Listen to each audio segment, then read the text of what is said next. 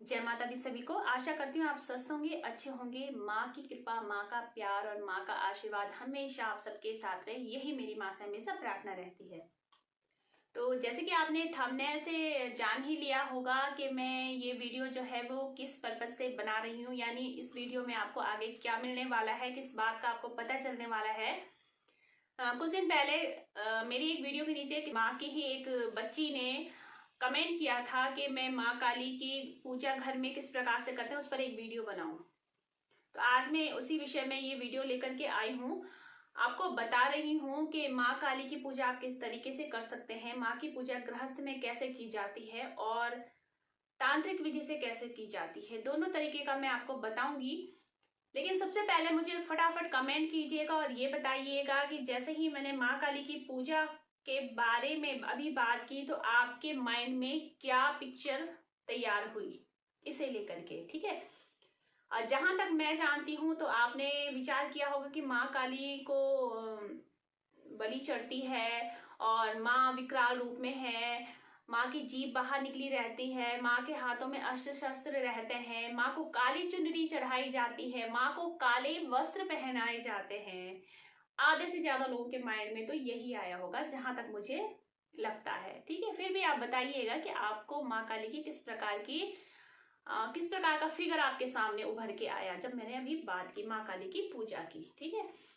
तो आगे मैं बताती हूँ कि सबसे पहले तो माँ काली उन लोगों के लिए मैं बता दूं कि जो केवल सोच रहे हैं कि हम माँ काली की पूजा शुरू करें, लेकिन कैसे शुरू करें।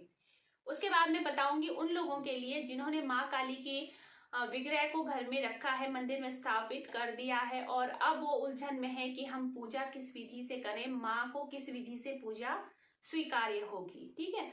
तो सबसे पहले बात करते हैं उन लोगों के बारे में जो केवल अभी सोच रहे हैं कि हम माँ काली की पूजा करना चाहते हैं, लेकिन कैसे करें, शुरुआत कैसे करें। तो जो बच्चे माँ काली की पूजा की शुरुआत कर रहे हैं उनको मैं सबसे पहले ये बता दूं कि माँ काली का स्वरूप अगर आप लेने की सोच रहे हैं तो कैसे स्वरूप लें। माँ काली का सौम्य स्वरूप लें। सौम्य से मेरा अर्थ है माँ काली की जो प्रतिमा होगी वो तो सब प्रतिमाएं आपको उसी प्रकार से मिलेंगी कि जीभ बाहर निकली है, माँ का एक पैर शिव जी के छाती पर रखा है और माँ के एक हाथ में खप्पर है, एक हाथ में खंडा है, एक हाथ में त्रिशूल है, ठीक है। और एक हाथ में नरमुंड है, राक्षस का कटा हुआ सर है, गले में मुंड माला पहनी है और हाथों वस्त्र, मतलब माँ को दिगंबरा कहा जाता है। दिगंबरा का मतलब होता है जिनको किसी प्रकार का बंधन स्वीकार्य नहीं। तो जब आप माँ की प्रतिमा का चुनाव करें तो माँ का चेहरा जरूर देख लें कि माँ का चेहरा आपको उग्र दिखाई देता है या आपको सौम्य दिखाई देता है, तो आपको खुद ही अनुभव हो जाएगा कि माँ का सौम्य स्वरूप जो है वो हमने घर में लेकर के आना है, ठीक है। तो सबसे पहले उन लोगों के लिए जो अभी शुरुआत कर रहे हैं, केवल सोच रहे हैं कि माँ काली की पूजा शुरू करनी थी लेकिन कैसे करें, तो वो विग्रह घर में लाने से पहले उनके लिए मैं एक बहुत अच्छा सरल सा सटीक सा उपाय बता देती हूँ। विग्रह घर में लाने से पहले आप एक पानी वाला नारियल लीजिए और पानी वाले नारियल के बाहर लाल कपड़ा लपेट करके और उस कपड़े के अंदर सबसे पहले आपने बिना टूटे हुए चावल रख दीजिए, अक्षत जिन्हें कहते हैं, बिना टूटे हुए चावल रख लीजिए, थोड़ा सा सिंदूर डाल दीजिए और 2 लौंग रख दीजिए और 11 रुपए रख लीजिए और उस कपड़े के अंदर आप जो पानी वाला नारियल होगा उसको लपेट करके माँ के जहां पर आपने माँ की प्रतिमा को स्थापित करना है वहां पर उस नारियल को रख दीजिए और कम से कम 21 दिन तक उसकी माँ के स्वरूप के रूप में उस नारियल की पूजा कीजिए।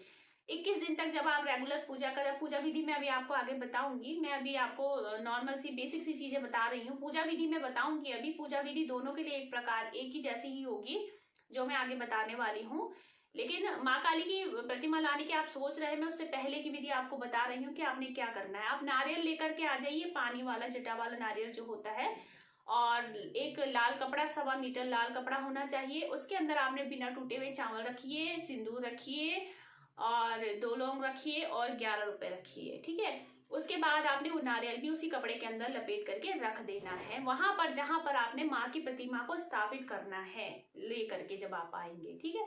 वहां रख करके आप माँ की पूजन शुरू कर दीजिए। माँ काली का नाम, महाकाली का नाम लेकर के, और माँ भद्रकाली का, जिस रूप में भी आप माँ को देखना चाहते हैं, काल का माँ है तो आप माँ का पूजन शुरू कर दीजिए। लेकिन पूजन मतलब आपकी जो अंतर मन में जो छवि होगी माँ की, वो सौम्य स्वरूप की छवि लेकर के आप उस नारियल में माँ के स्वरूप को मान करके उसकी पूजा शुरू कर दीजिए।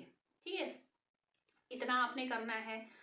फिर आप पूजा कैसे करेंगे, ये दोनों के लिए मैं बता रही हूँ, गृहस्थ के लिए भी और जो बिगिनर्स हैं उनके लिए। ठीक है, जो घर में पूजा कर, कभी भी घर में काले चीजों का प्रयोग नहीं किया जाता। गृहस्थ जीवन में जब हम माँ काली की पूजा करते हैं तो कभी भी काली चीजों का प्रयोग नहीं करना चाहिए। जैसे कि काली ड्रेस पहनाना, माँ को काली ड्रेस मत पहनाइए। काली अगर आपको पसंद है, पहनानी है, तो उसमें एक शेड जरूर होना चाहिए किसी ना किसी और रंग का। यानी एक तो दो प्रकार के रंग माने गए हैं, एक नेगेटिव माना गया है, एक पॉजिटिव माना गया है। तो काले रंग को अक्सर नेगेटिव माना जाता है, और माँ का जो काला रंग है वो तांत्रिक प्रयोगों में ज्यादा, तांत्रिक जब कार्य होते हैं तो उनमें ज्यादा प्रयोग होता है काला रंग जो होता है। लेकिन गृहस्थ के लिए मैं बता रही हूँ कि गृहस्थ में कभी भी काले रंग का प्रयोग नहीं करना चाहिए। माँ को घर के अंदर, आपने माँ को विराजित कर रखा है, अपने घर परिवार में विराजित कर रखा है, घर के मंदिर में विराजित कर रखा है, माँ को हमेशा लाल चुनरी ही चढ़ाइए। काली चुनरी माँ को नहीं चढ़ानी चाहिए घर के अंदर। ठीक है, और आप माँ को लाल वस्त्र पहनाइए, माँ को लाल चुनरी चढ़ाइए। और घर में कभी भी उग्र चीजों की बलि माँ को नहीं देनी चाहिए। आपको बलि देनी है तो आप नींबू की दे सकते हैं, आप जायफल की दे सकते हैं। माँ को लौंग बहुत प्रिय है, माँ को लौंग चढ़ाइए।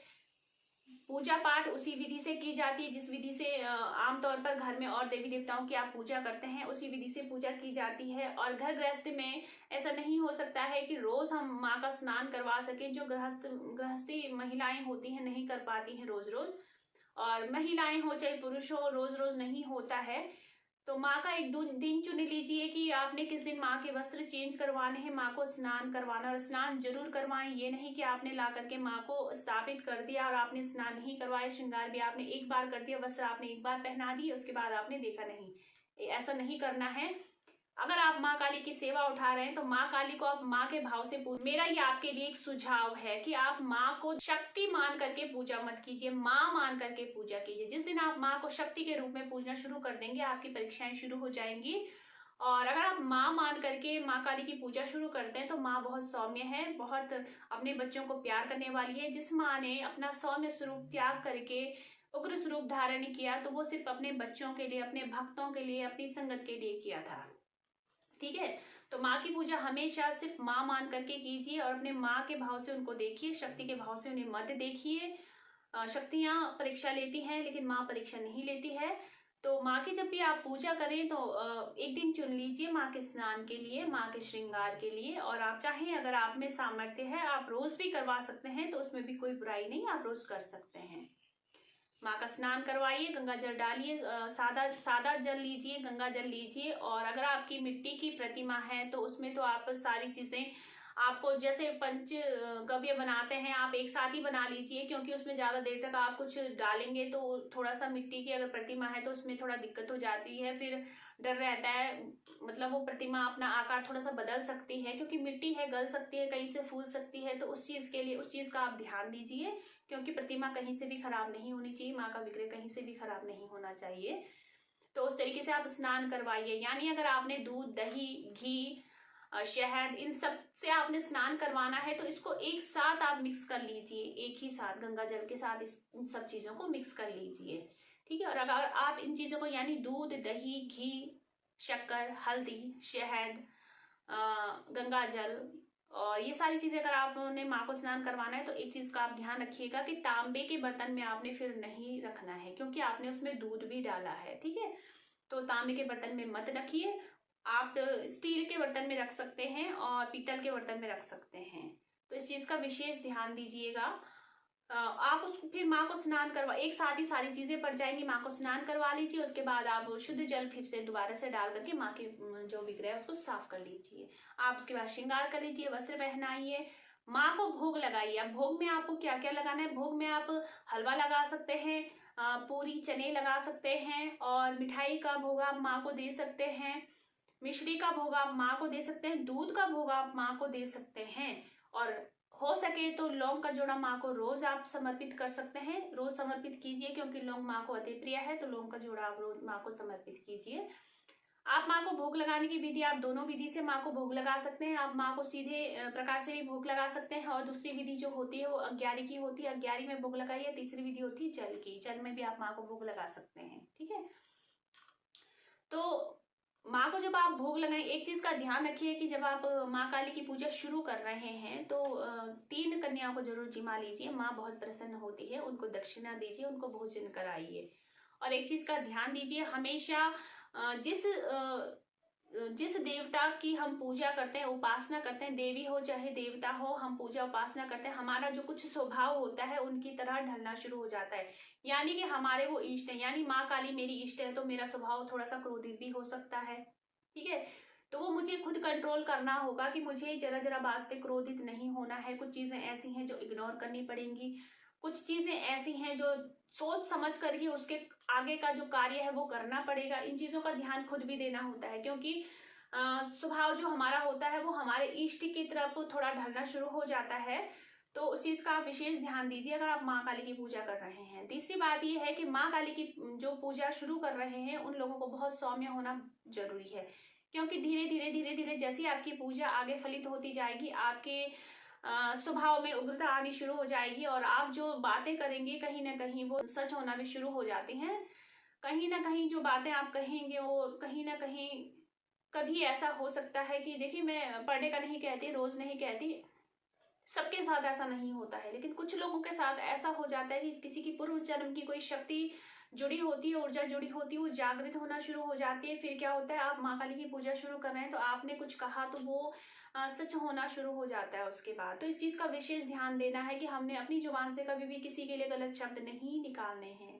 ठीक है, और थोड़ी थोड़ी बातों से उत्तेजित नहीं होना है, उग्र नहीं होना है, शांत रहना है, और समझदारी से आगे बात करनी है। कोई भी हम बात करें समझदारी से करें, इस चीज का ध्यान हमें भी खुद ही देना होता है, क्योंकि कुछ लोग ऐसे होते हैं कि पूजा शुरू करते हैं फिर देवी देवताओं को दोष देना शुरू कर देते हैं। कुछ चीजें हमें खुद भी कंट्रोल करनी होती हैं, क्योंकि हमारी परीक्षाएं भी शुरू होती हैं। जब हम कोई भी पूजा पाठ करते हैं तो कुछ नेगेटिव ऑरा जो हमारे आसपास का होता है वो हमें रुकना शुरू कर देता है, तो उससे हमें भी खुद लड़ना होता है। खुद हमें कोशिश करनी होती है कि हम उसके दबाव में ना आए, हम अपनी पूजा अच्छे से करें, हम अपने स्वभाव में सौम्यता लेकर के आए। तो ये तो थी गृहस्थ की बात, यानी गृहस्थ में आप किस तरीके की से पूजा कर सकते हैं। आप माँ काली की चालीसा पढ़ सकते हैं, माँ काली के मंत्रों का जाप कर सकते हैं। लेकिन जहां तक माँ काली के मंत्रों का जाप है तो मैं आपको एक ही सुझाव दूंगी, माँ काली की चालीसा आप कर सकते हैं, और माँ काली के कुछ मंत्र हैं जो आप पढ़ सकते हैं। लेकिन कुछ ऐसी साधना है जो बिना गुरु के आप नहीं कर सकते हैं। तो कभी भी ये मत सोचिए कि अब आपने माँ काली की पूजा घर में करनी शुरू कर दी है तो आप कोई भी साधना कर सकते हैं, कोई भी मंत्र उठा करके माँ का जपना शुरू कर सकते हैं, ऐसा नहीं है। कुछ माँ काली के मंत्र ऐसे हैं जो तेज हैं, उग्र हैं, जिनकी जानकारी अच्छे से किसी साधक को नहीं होती है। तो केवल बिना जानकारी के ही मंत्र जप लेना समझदारी नहीं कहलाती है। आप किसी योग्य गुरु के सानिध्य में मंत्रों को शुरू कीजिए, किसी से पूछ करके मंत्रों को शुरू कीजिए, और माँ काली की साधना आप कर सकते हैं। गृहस्थ में भी माँ काली की साधना हो सकती है। और एक चीज का विशेष ध्यान दीजिए कि माँ काली का जो मुख्य दिन होता है वो होता है अमावस। तो आप अगर कोई भी सौम्य मंत्र, आप माँ का शांत मंत्र आप शुरू कर रहे हैं तो आप अमावस से शुरू कर सकते हैं।